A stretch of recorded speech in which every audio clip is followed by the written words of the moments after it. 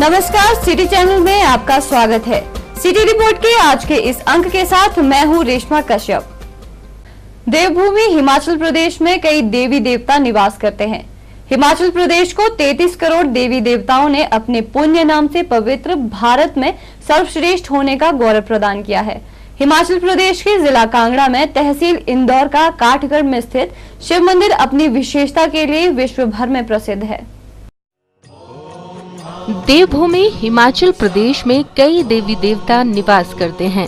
हिमाचल प्रदेश को 33 करोड़ देवी देवताओं ने अपने पुण्य नाम से पवित्र भारत में सर्वश्रेष्ठ होने का गौरव प्रदान किया है। हिमाचल प्रदेश के जिला कांगड़ा की तहसील इंदौरा के काठगढ़ में स्थित शिव मंदिर अपनी विशेषता के लिए विश्व भर में प्रसिद्ध है। इस शिव मंदिर की विशेषता ये है कि इस मंदिर में शिवजी का विशाल शिवलिंग है और इस शिवलिंग की स्थापना किसी के द्वारा नहीं की गई है, बल्कि ये स्वयंभू रूप में प्रकट हुए हैं और 2 भागों में विभाजित हैं। एक भाग को मां पार्वती और दूसरे भाग को भगवान शिव का रूप माना जाता है।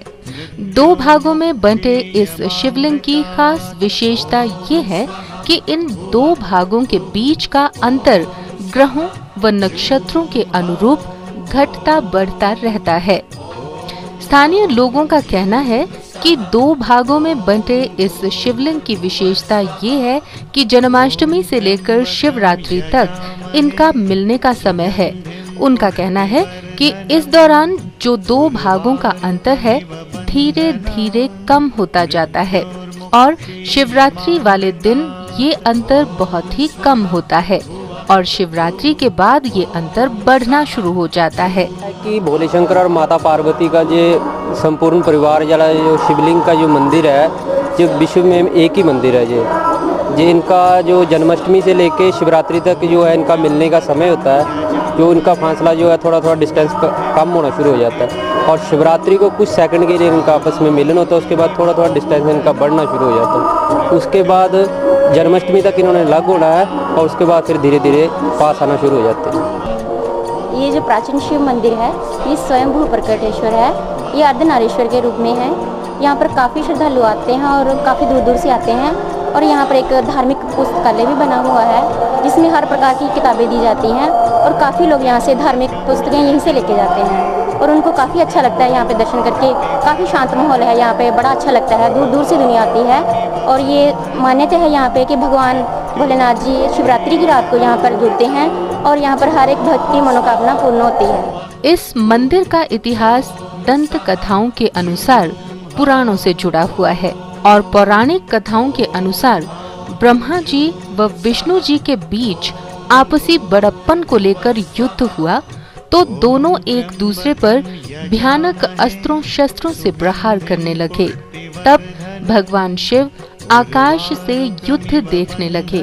ब्रह्मा जी और विष्णु दोनों एक दूसरे के वध की इच्छा से महेश्वर और पाशुपात अस्त्र का प्रयोग करने में प्रयासरत थे और इनके प्रयोग से त्रिलोक भस्म हो जाता। उनका युद्ध शांत करने के लिए भगवान शिव महाग्नि तुल्य एक स्तंभ के रूप में उन दोनों के बीच में प्रकट हुए। इस महाअग्नि के प्रकट होते ही ब्रह्मा जी और विष्णु जी शांत हो गए। यही काठगढ़ महादेव के रूप में जाने जाते हैं।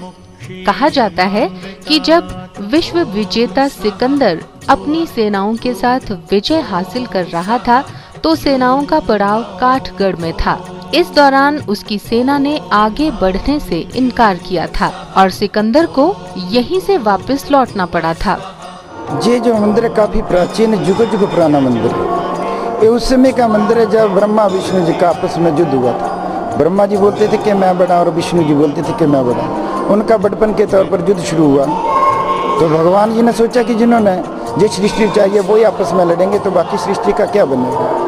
तो इस जगह पे स्वयंभू प्रकट आदि शिवलिंग के रूप में स्वयंभू प्रकट हो गए थे। आधा रूप माता पार्वती जी का, आधा रूप भगवान शंकर जी का है। बोलते हैं कि राजा सिकंदर भी अपनी फोर्स लेके जहाँ ब्यास नदी से वापस चला गया था, आगे नहीं बढ़ पाया था। बाकी बोलते हैं कि जब राम जी का जन्म हुआ तो राम जी के भाई जो व्रत जी थे वो भी अपने ननिहाल जाते थे, तो कुछ दिन भगवान शंकर जी की पूजा अर्चना जहाँ करते थे और जहाँ से वो अपने ननिहाल जाते थे। कश्मीर के गई थी उनकी माता जी उनको मिलने के लिए, कुछ दिन जहाँ से विश्राम करके वो जाते थे। बाहर से आने वाले श्रद्धालुओं का कहना है कि इस शिव मंदिर में आने से हर मनोकामना पूर्ण होती है और यहाँ का वातावरण शांतिपूर्ण है। बहुत प्राचीन मंदिर है और बहुत से लोग यहाँ दर्शन करने के दूर दूर से आते हैं। कि ये इनके शिवलिंग की वो मूर्ति बनी हुई है, वो शिवरात्रि के उसमें बोलते हैं कि जो दोनों डिटैच हो जाती हैं, थोड़ा सा वो बनता और जब समर्स में ये एकदम इकट्ठी हो जाती, क्लोज हो जाती है।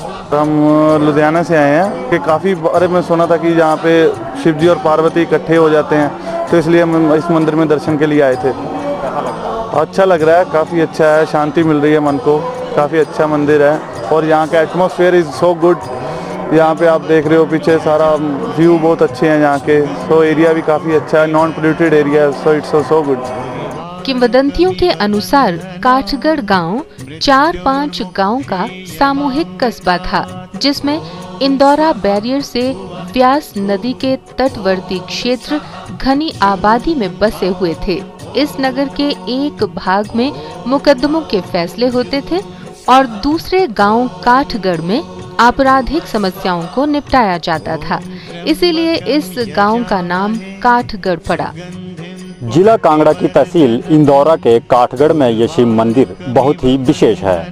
इसकी विशेषता ये है कि यहाँ पर शिव जी का विशाल लिंग है और ये शिवलिंग 2 भागों में विभाजित है। एक भाग को मां पार्वती और एक भाग को भगवान शिव के रूप में माना जाता है। इसकी विशेषता ये है कि शिवलिंग के 2 भागों में बीच का अंतर ग्रह नक्षत्रों के अनुरूप घटता और बढ़ता रहता है। स्थानीय लोगों की माने तो शिवरात्रि वाले दिन इस शिवलिंग का अनुपात बहुत ही कम हो जाता है। सिटी चैनल के लिए नूरपुर से अजय गुलेरी। जिला सोलन में रविवार को आयोजित अखिल भारतीय हरिजन लीग के राज्य स्तरीय कार्यक्रम में योजना बोर्ड के उपाध्यक्ष गंगूराम मुसाफिर ने पत्रकारों से बातचीत में कहा कि प्रदेश सरकार अनुसूचित जाति व जनजाति से संबंधित लोगों के कल्याण को सर्वोच्च प्राथमिकता दे रही है। उन्होंने कहा कि अनुसूचित जाति व जनजाति वर्ग के कल्याण के लिए विभिन्न योजनाओं के तहत इस वित्त वर्ष में 1548 करोड़ रुपए खर्च किए जाएंगे। योजना बोर्ड के उपाध्यक्ष गंगूराम मुसाफिर ने रविवार को सोलन में अखिल भारतीय हरिजन लीग के राज्य स्तरीय कार्यक्रम में भाग लेने के बाद पत्रकारों से बातचीत में कहा कि अनुसूचित व जनजाति वर्ग के कल्याण के लिए विभिन्न योजनाओं के तहत इस वित्त वर्ष में 1548 करोड़ रुपए खर्च किए जाएंगे। मुसाफिर ने बताया कि प्रदेश सरकार इस वर्ग के उत्थान के लिए उन्हें हर मूलभूत सुविधाएं मुहैया करवाने में लगी है और इसमें काफी कामयाबी भी मिल रही है। उन्होंने कहा कि मकान बनाने के लिए 75,000 रुपए की सहायता मिलती है। इसके अलावा अनुसूचित जाति व जनजाति वर्ग के छात्रों को एजुकेशन लोन मिलता है, जिसकी अदायगी जॉब लगने के बाद की जाती है। उन्होंने कहा कि वे सरकार के सामने अनुसूचित जाति से जुड़ी समस्याओं को उठा रहे हैं। देश का सम्मेलन हो रहा है और मुझे उसमें मुख्य अतिथि के रूप में बुलाया गया है। मैं ये बताना चाहूँगा कि हिमाचल सरकार जो है वो अनुसूचित जाति लोगों के कल्याण के लिए सर्वोच्च प्राथमिकता जो है वो दे रही है और इस साल के वित्तीय वर्ष में अनुसूचित जाति विशेष घटक योजना पर लगभग 1108 करोड़ रुपये जो है वो खर्च किए जा रहे हैं। इन सभी समस्याओं को जिला प्रशासन के समक्ष उठाऊंगा और इसका निराकरण करवाने का भरपूर प्रयास किया जाए। इस दौरान उनके सामने जब सलोगड़ा पंचायत के बांदला गांव के पिछड़ेपन का मामला उठाया गया तो उन्होंने इसे जिला प्रशासन के सामने रखने की बात की। उन्होंने कहा कि बांदला को सड़क के लिए पैसा मंजूर है, लेकिन जमीन न मिलने के कारण इसका निर्माण नहीं हो पा रहा है। सिटी चैनल के लिए सोलन से दयाराम कश्यप के साथ सोम मेहता की रिपोर्ट। एक तरफ पूरे भारतवर्ष में गाय को माता का दर्जा दिया जाता है, वहीं दूसरी ओर मांस के लिए किए जा रहे गौवध से गौहत्या जैसा पाप भी किया जाता है। इसी के चलते शिमला के भट्टा कुफर के खेल मैदान में रविवार को भारतीय गौ क्रांति मंच शिमला द्वारा राज्य स्तरीय गोवर्धन रैली का आयोजन किया गया। इस रैली की अध्यक्षता गौ क्रांति के अग्रदूत गोपाल मणि जी महाराज ने की। शिमला के भट्टा कुफर के खेल मैदान में रविवार को भारतीय गौ क्रांति मंच ने गौ क्रांति के अग्रदूत गोपाल मणि जी महाराज की अध्यक्षता में चौथी राज्य स्तरीय रैली का आयोजन किया। इससे पहले भी गौ क्रांति मंच द्वारा भारत के विभिन्न हिस्सों में 3 विशाल रैलियां आयोजित की जा चुकी हैं। शिमला में आयोजित इस रैली के माध्यम से मंच ने लोगों को गौ रक्षा के प्रति जागरूक किया। रैली के द्वारा भारतीय गौ क्रांति मंच ने प्रदेश व केंद्रीय सरकार के समक्ष गौ रक्षा को लेकर अपनी मांगे रखी। गौ मंच के अग्रदूत गोपाल मणि जी महाराज ने मीडिया को जानकारी देते हुए बताया कि देश का मुख्य मुद्दा गौ माता का सम्मान करना है, लेकिन आज भारत में लाखों की संख्या में गौ हत्या की जाती है, जो एक अशोभनीय कृत्य है। उन्होंने कहा कि उनकी 5 प्रमुख मांगे हैं, जिनमें से एक मांग ये है कि गाय को राष्ट्रमाता घोषित किया जाए और एक कानून बनाया जाए जिसमें ये सुनिश्चित हो कि गौ हत्यारों को मृत्यु दंड का प्रावधान हो। देश का जो सबसे प्रमुख मुद्दा है वो गौ माता है। अंग्रेज जब इस देश में आए थे तो उन्होंने भारत को समाप्त करने का जो षड्यंत्र रचा, उनको मालूम हो गया था कि भारत का मतलब है गौ माता और गौ माता का मतलब है भारत माता। अगर भारत को विनष्ट करना है तो गौ माता को नष्ट करो। इस षड्यंत्र के तहत उन्होंने इस देश में जिस गाय को माता का पद हासिल था उसको पशु के रूप में अपनी शिक्षा पद्धति के द्वारा लोगों के दिमाग में स्थापित किया।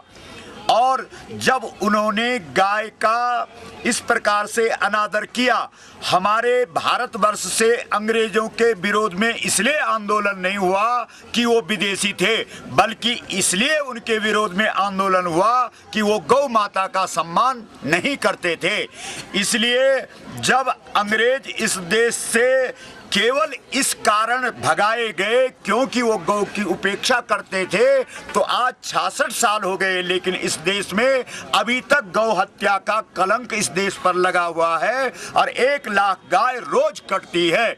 इसलिए 23 फरवरी 2014 को दिल्ली के रामलीला मैदान में विशाल गौ हुंकार रैली का आयोजन किया गया और जिसमें पूरे देश के अंदर एक क्रांति बनी है। भारत के लोग, अब हिमाचल के लोग जो गौ भक्त हैं वो जागृत हो गए हैं। अब इस देश से वो जो हत्या का कलंक है, गौ हत्या का जो पाप है, वो मिटेगा और मिट के रहेगा। और तब तक हम लोग चैन से नहीं बैठेंगे जब तक इस देश में गौ हत्या का कलंक नहीं मिट जाता।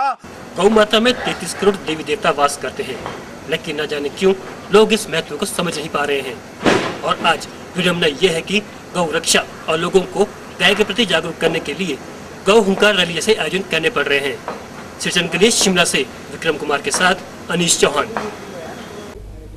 हिमाचल प्रदेश अनुबंध शिक्षक संघ द्वारा शिमला में रविवार को गंज स्थित एसडी स्कूल में प्रदेश स्तरीय बैठक आयोजित की गई। इस बैठक में अनुबंध शिक्षकों को पेश आ रही समस्याओं और मांगों को लेकर विचार विमर्श किया गया। हिमाचल प्रदेश अनुबंध शिक्षक संघ की प्रदेश स्तरीय बैठक शिमला में गंज स्थित एसडी स्कूल में आयोजित की गई। इस बैठक में अनुबंध शिक्षकों को पेश आ रही समस्याओं और मांगों को लेकर विचार विमर्श किया गया। हिमाचल प्रदेश अनुबंध शिक्षक संघ के प्रदेश अध्यक्ष डॉक्टर बलवंत सदरेट ने सिटी चैनल से बात करते हुए बताया कि अनुबंध कर्मचारियों की अवधि को कम किया जाए और साथ ही अनुबंध शिक्षकों को जल्द नियमित किया जाए। अनुबंध कर्मियों ने डेट ऑफ ज्वाइनिंग से सिक्योरिटी देने के साथ साथ महंगाई भत्ता देने और अन्य कई मांगे सरकार के समक्ष उठाई। साथ ही उन्होंने सरकार से नियमित कर्मचारियों की तरह डीए महंगाई भत्ता और मेडिकल भत्ता देने की भी मांग की। मुख्य इसका उद्देश्य है वो यही है कि सरकार ने, जब सरकार आई थी तो उन्होंने ये अनुबंध कर्मचारियों से एक उनका जो मुख्य अपने घोषणा पत्र में कहा गया था, उन्होंने वादा किया था कि हम ये जो कार्यकाल है ये 5 वर्ष का करेंगे, परंतु सरकार को आए हुए अभी 2 वर्ष होने को आ रहे हैं, परंतु अभी भी ये जो अपने घोषणा पत्र में उन्होंने जो 5 साल अनुबंध कर्मचारियों को 5 साल में पूरा करने का जो आश्वासन दिया था वो अभी तक भी पूर्ण नहीं हुआ है। इसके साथ साथ जो आज का ये हमारी बैठक है, इसका जो मुख्य उद्देश्य ये है कि एक तो अनुबंध कर्मचारियों की जो अवधि है उसको कम की जाए और 31 मार्च का जो राइडर है वो ख़त्म किया जाए और 31 मार्च से पहले ही जब जिस समय जिसने ज्वाइन किया है उसको उसी के अनुसार ही रेगुलर किया जाए। और एक हमारी जो मुख्य मांग है वो यह है कि हमें जो सीनियरिटी है वो डेट ऑफ ज्वाइनिंग से प्रदान की जाए। इसी के साथ साथ हमारी जो मुख्य मांग है वो हमारा ग्रेड पे है, क्योंकि नियमित कर्मचारियों को जो ग्रेड पे मिल रहा है उसमें और हमारे में वो अंतर है, क्योंकि हमारी जो भर्ती प्रक्रिया हुई है वो भी नियमित कर्मचारियों की तरह ही हुई है। तो हमारे साथ ऐसा भेदभाव ना किया जाए और हमारा जो ग्रेड पे है वो नियमित कर्मचारियों के साथ ही दिया जाए। बलवंत सदरेट ने कहा कि अगर सरकार उनकी मांगों को नहीं मानती तो वे आगामी रणनीति बनाएंगे। सिटी चैनल के लिए शिमला से विक्रम कुमार के साथ अनीश चौहान की रिपोर्ट। सोलन में एक गर्भवती महिला के साथ मारपीट कर एक युवक ने हैवानियत की सारी हदें पार कर दी। युवक ने अपनी महिला मित्र को इतनी बुरी तरह से पीटा कि उसका बच्चा गर्भ में ही दम तोड़ गया और वो खुद अस्पताल में जिंदगी की जंग लड़ रही है। युवती के परिजनों ने आरोपी के खिलाफ पुलिस में मामला दर्ज करवाया है। सोलन में 25 वर्षीय गर्भवती महिला के साथ उसके मित्र ने उसी के घर जाकर मारपीट की। मारपीट की वजह से महिला गंभीर रूप से घायल हो गई और उसके मुंह और पेट पर आई गंभीर चोटों से गर्भ में ही उसके बच्चे की मौत हो गई। सोलन के जिला अस्पताल में युवती ने मृत बच्चे को जन्म दिया। सूत्रों की माने तो तलाकशुदा युवती का मित्र विजय भारद्वाज नहीं चाहता था कि उसकी महिला मित्र बच्चे को जन्म दे और महिला को कई बार बच्चे को गिराने के लिए दबाव भी डाला, लेकिन महिला ने मना कर दिया। इसीलिए विजय के सिर पर हैवान सवार हो गया और उसने युवती के गांव जाकर उससे मारपीट की और मार मार कर उसे अधमरा कर दिया, जिसकी दर्द वो नहीं सह पाई और ना ही उसकी कोख में पल रहा बच्चा सह पाया, जिसके चलते बच्चे ने तो गर्भ में ही दम तोड़ दिया और युवती अभी भी अस्पताल में बेहोशी की हालत में है। फिलहाल युवती के परिजनों ने पुलिस में मामला दर्ज कर दिया है। लड़के ने मारी जी, तो लड़का चंबा घाट में रहता है जी, उसके घर चंबा घाट में, और वो रात को आया था जी 9:30 बजे, फिर उसने मारा जी उसको और फिर हमने एम्बुलेंस के लिए फ़ोन किया, पुलिस केस किया, फिर हम उसको यहाँ पे लेके आए और फिर यहाँ से केस कर दिया था। पहले वो शादीशुदा थी, फिर वहाँ से छोड़ के आ गई थी, फिर सर यहाँ वो अपना काम करती थी और फिर वो लड़का उसके पीछे पीछे रहता था, जहाँ वो जाती थी वहीं वो भी जाता था और इसका सामान भी सर उसी के ही पास है जी। अभी ये चंबा घाट में रहता है जिसका नाम विजय है जी। बताया हुआ जिस लड़की ने हमारे पास, फिर चंबा घाट में रहता है। किस वक्त ये वो लड़का नहीं चाहता था कि इसके ये बच्चा रहे। वहीं घटना की पुष्टि करते हुए हेड कांस्टेबल राम सिंह ने बताया कि 25 वर्षीय गर्भवती महिला के साथ युवक ने मारपीट की है, जिसकी वजह से गर्भ में शिशु की मौत हो गई। अब उनके द्वारा आरोपी के खिलाफ मामला दर्ज कर लिया गया है और आगामी कार्रवाई अमल में लाई जा रही है। हमें रात को मिलती भी एक लेडीज का जो कोई भूत की जर्नी आ रही है, इसने भी कोई शिकायत की थी थाने में, तो वो जस्ट उसको यहाँ पे आ गए थे, सोलन ट्रीटमेंट के लिए आ गए थे। उसके बाद ट्रीटमेंट के लिए हम सुबह आते हैं यहाँ पे, और गर्भवती थी, इसके हमने आके भी बच्चा पेट में 1.5 हो चुका था, इसका हमने पोस्टमार्टम करा, बच्चे का पोस्टमार्टम इसका मतलब मेडिकल कराया, जो बच्चा 1.5 हो चुका था उसको ट्रीट करा रहे भी हॉस्पिटल आके। कारण अब इसके एक्सपति था या कोई था, उसने उसको लातों घुसों से मारा रात को, जिस कारण से इसका बच्चा जो पेट में गर्भवती उससे 1.5 हो चुका था। हम हॉस्पिटल में बैठे हैं, अगली कार्रवाई हम यहाँ से करने के बाद स्पॉट पर जाएंगे। उसके बाद हम सिटी चैनल के लिए सोलन से दयाराम कश्यप के साथ सोम मेहता की रिपोर्ट। नूरपुर में पंजाब रेजिमेंट के भूतपूर्व सैनिकों ने पंजाब रेजिमेंट के 50 वर्ष पूरा करने पर स्वर्ण जयंती मनाई, जिसमें पंजाब व हिमाचल के लगभग 65 पूर्व सैनिकों ने भाग लिया। इस अवसर पर कार्यक्रम में उपस्थित सभी पूर्व सैनिकों ने सैनिकों के हितों को लेकर विचार विमर्श भी किया। ये जानकारी पूर्व सैनिक एवं पूर्व सूबेदार मेजर सुभाष शर्मा ने दी। हम जो हमारी यूनिट जब शुरू में जैसे एक जन्मदिन होता है एक आदमी का, जब वो पैदा होता है जन्मदिन, जब उसका सेलिब्रेशन करते हैं, उस तरह के हमारी जो बटालियन है ये जब खड़ी हुई थी, उसके उपलक्ष्य में हम आज 5 अपने तारीख को गोल्डन जुबली मना रहे हैं, यानी जन्मदिन मना रहे हैं। हमारा गोल्डन जुबली का ये दिवस है, 50वीं सालगिरह है। 50वीं सालगिरह में इसलिए मना रहे हैं हम। तो हमारे जितने भी मतलब हमारे भूतपूर्व सैनिक है हमारे यूनिट के, ऑल हिमाचल के और कुछ पंजाब के, हम इकट्ठे हुए हैं और ये सेलिब्रेशन कर रहे हैं। सिटी चैनल के लिए नूरपुर से अजय गुलेरी की रिपोर्ट। शिमला के राम मंदिर में रविवार को सुंदरकांड पाठ का आयोजन किया गया, जिसमें स्थानीय लोगों ने बड़ी संख्या में भाग लिया। इस दौरान अमृतसर से आए परम पूज्य ब्रह्मलीन स्वामी तिलकराज वालिया ने सुंदरकांड का पाठ कर श्रद्धालुओं को रामायण कथा का रसपान करवाया। रविवार को शिमला के राम बाजार स्थित राम मंदिर में अमृतसर से आए ब्रह्मलीन स्वामी तिलकराज वालिया ने सुंदरकांड पाठ कर लोगों को प्रवचन दिया। मंदिर में इस कार्यक्रम का आयोजन पिछले 25 वर्षों से किया जाता है, जिसमें बड़ी संख्या में श्रद्धालु आकर कथा श्रवण करते हैं। तक पहुंच गया, सीता माता के दर्शन नहीं हुए। अब जाकर ये बात कैसे कहूं कि सीता माता मुझे नहीं मिली, ये बात कैसे हो सकती है। इससे तो अच्छा ये बात कहने से तो ये अच्छा है कि मैं या तो जल के मर जाऊं, या डूब के मर जाऊं, या भूखा प्यासा रह के मर जाऊं, या फिर वापस ही न जाऊं, गुरु के पास ही न जाऊं।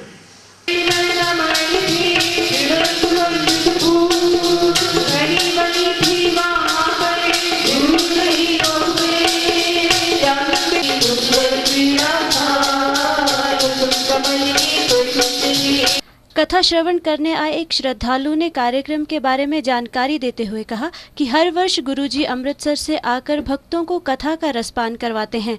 उन्होंने कहा कि इस कार्यक्रम का मुख्य उद्देश्य आने वाली पीढ़ी को अपनी संस्कृति व पौराणिक कथाओं से अवगत करवाना है। ये वैसे कोई लगभग 25 वर्ष से ये कार्यक्रम होता आ रहा है। इसमें अमृतसर से श्री तिलकराज वालिया जी ने इस कार्यक्रम को करते हैं, सुंदरकांड जी का। और